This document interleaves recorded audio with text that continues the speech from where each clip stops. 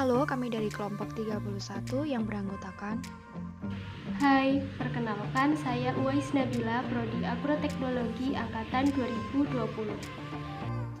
Hai, perkenalkan, nama saya Wahyu Nur Anissa dari Prodi S1 Peternakan. Halo teman-teman, perkenalkan nama saya Wahyu Puspita Ningrum dari Prodi S1 Pendidikan Ilmu Pengetahuan Alam. Perkenalkan, nama saya Farsandila Wida Luciana dari Prodi S1 Pendidikan IPA. Halo semuanya, perkenalkan nama saya Pinkanita dari Prodi Ekonomi Pembangunan. Hai, sebelumnya perkenalkan nama saya Wahyunida Latifah dari Prodi S1 Pendidikan Bahasa dan Sastra Indonesia. Nah, di sini kami akan membahas tentang Startup Group. Kalian tahu nggak sih apa itu Startup Group?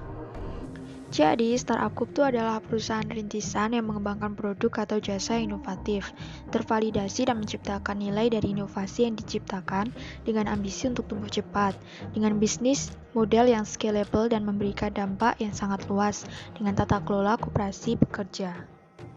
Lewat Startup Group atau koperasi startup, para milenial akan hidup dan menghidupi habitatnya.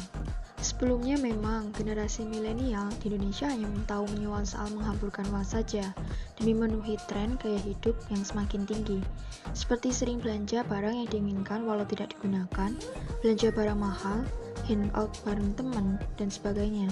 Namun, bagi sebagian generasi milenial sudah mulai mengurangi, bahkan meninggalkan kegiatan tersebut dan beralih ke kegiatan yang positif untuk masa depan. Mereka sadar atas apa yang dilakukan sebelumnya, hanya membuat hidupnya buruk, bahkan bisa dibilang sulit mencapai sukses. Semenjak munculnya startup di Indonesia, generasi milenial yaitu berlomba-lomba mencapai kesuksesan dengan merintis perusahaan di berbagai bidang yang dikuasainya, seperti vintage, media, dan sebagainya. Startup biasanya adalah perusahaan seperti bisnis kecil, kemitraan atau organisasi dirancang untuk secara efektif mengembangkan dan memvalidasi model bisnis yang dapat diskalakan. Perusahaan startup biasanya beroperasi dengan sumber daya yang sangat terbatas untuk menemukan model bisnis yang dapat diulang dan terukur hingga global. Maka hal yang dilakukan oleh founder adalah membangun tim sesuai dengan kompetensi yang berbeda-beda dan melakukan penelitian tentang target pasar. Apa perbedaan startup dan UMKM? Berikut merupakan perbedaan startup dan UMKM. Ini adalah contoh startup di Indonesia. Kisah ilustrasi perusahaan startup. Anak muda memiliki gagasan untuk membangun aplikasi berbagi foto yang belum pernah ada dikembangkan sebelumnya. Dia dan sepupunya mencoba membangun aplikasi yang berhasil yang dapat digunakan secara luas oleh pelanggan.